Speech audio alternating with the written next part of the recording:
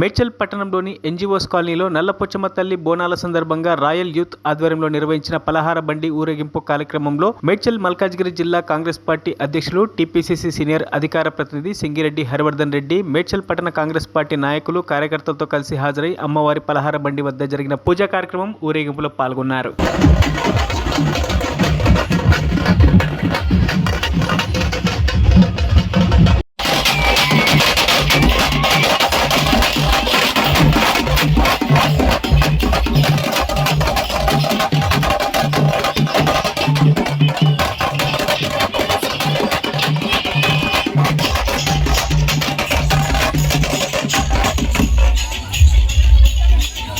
మరిన్ని అప్డేట్స్ కోసం మా ఛానల్ని సబ్స్క్రైబ్ చేయండి.